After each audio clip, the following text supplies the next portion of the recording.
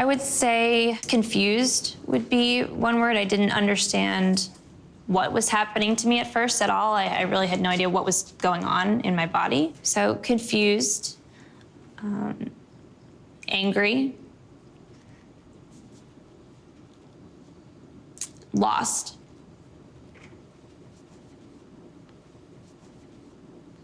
Isolated.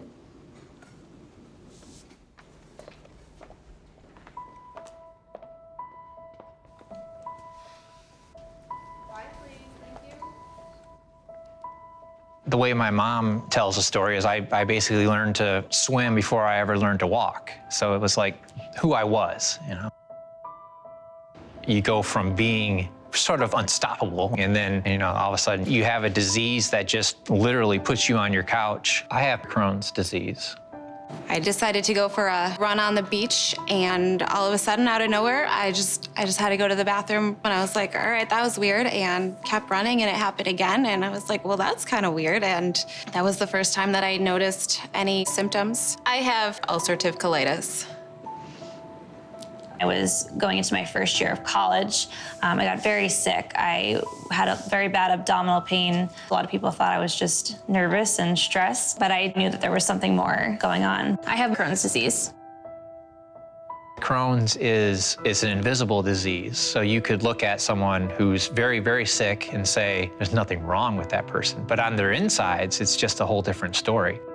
My poor girls, that's all they knew of me. And, you know, they wanted me to play with them. They wanted me to take them to the pool. I said, I just can't go. My tummy hurts. I have Crohn's disease.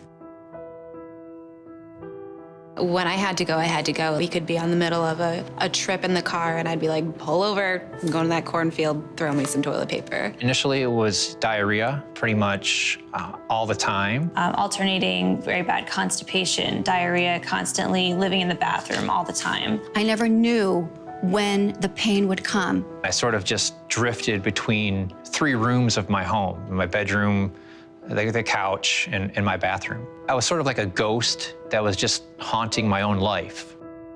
I felt, I think, a little bit jealous of my friends and my classmates who just seemed to be, you know, normally going through this college experience and adjusting, and I sometimes felt like I was stuck and life was moving on and I was staying right where I was, and I got to a point where I just wanted to try to do something about it.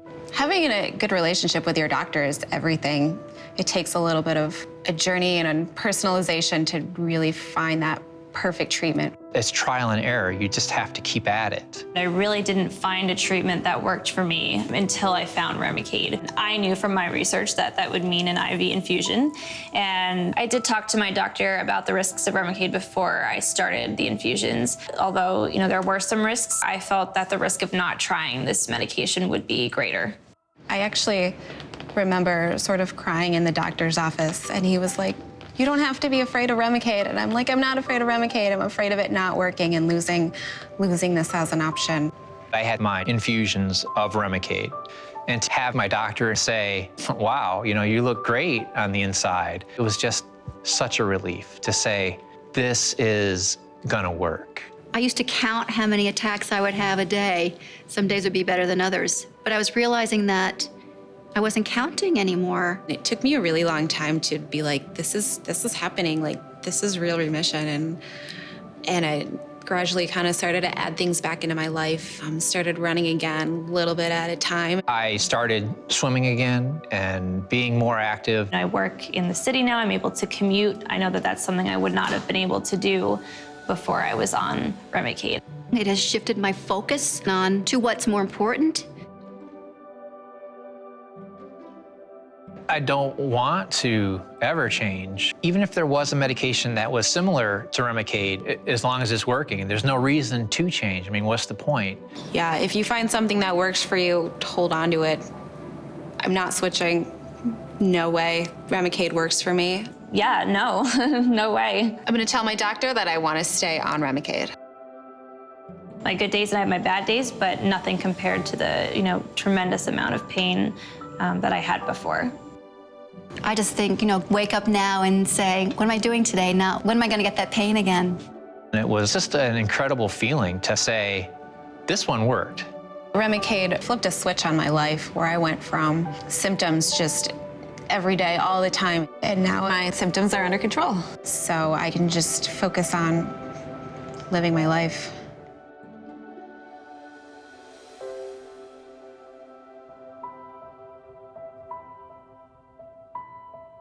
Important safety information. Only your doctor can recommend a course of treatment after checking your health condition. Remicade, infliximab, can cause serious side effects such as lowering your ability to fight infections. Some patients, especially those 65 years and older, have had serious infections caused by viruses, fungi, or bacteria that have spread throughout the body, including tuberculosis, TB, and histoplasmosis. Some of these infections have been fatal. Your doctor should monitor you closely for signs and symptoms of TB during treatment with Remicade. Unusual cancers have been reported in children and teenage patients taking TNF blocker medicines. Hepatosplenic T-cell lymphoma, a rare form of fatal lymphoma, has occurred mostly in teenage or young adult males with Crohn's disease, or ulcerative colitis who were taking Remicade and azathioprine, or 6-mercaptopurine. For children and adults taking TNF blockers, including Remicade, the chances of getting lymphoma or other cancers may increase. You should discuss any concerns about your health and medical care with your doctor. What should I tell my doctor before I take Remicade? You should let your doctor know if you have or ever had any of the following: tuberculosis, TB, or have been near someone who has TB. Your doctor will check you for TB with a skin test. If you have latent, inactive TB, you will begin TB treatment before you start Remicade. Lived in a region where certain fungal infections like histoplasmosis or coccidioidomycosis are common. Infections that keep coming back, have diabetes or an immune system problem, any type of cancer or a risk factor for developing cancer. For example, chronic obstructive pulmonary disease, COPD, or had phototherapy for psoriasis. Heart failure or any heart condition. Many people with heart failure should not take Remicade. Hepatitis B virus, HBV infection, or think you may be a carrier of HBV. Your doctor will test you for HBV. Nervous system disorders, like multiple sclerosis or Guillain-Barré syndrome. Also tell your doctor if you use the medicines Kineret, anakinra, Orencia, abatacept, or Actemra, tocilizumab, or other medicines called biologics used to treat the same problems as Remicade, are pregnant, plan to become pregnant, are breastfeeding, or have a baby and were using Remicade during your pregnancy. Tell your baby's doctor about your Remicade use. If your baby receives a live vaccine within 6 months after birth, your baby may develop infections with serious complications that can lead to death. Recently received or are scheduled to receive a vaccine. Adults and children taking Remicade should not receive live vaccines or treatment with a weakened bacteria, such as BCG for bladder cancer, while taking Remicade. What should I watch for and talk to my doctor about before or while taking Remicade? The following serious, sometimes fatal side effects have been reported in people taking Remicade. You should tell your doctor right away if you have any of the signs listed below. Infections like TB, blood infections, pneumonia, fever, tiredness, cough, flu, or warm, red, or painful skin or any open sores.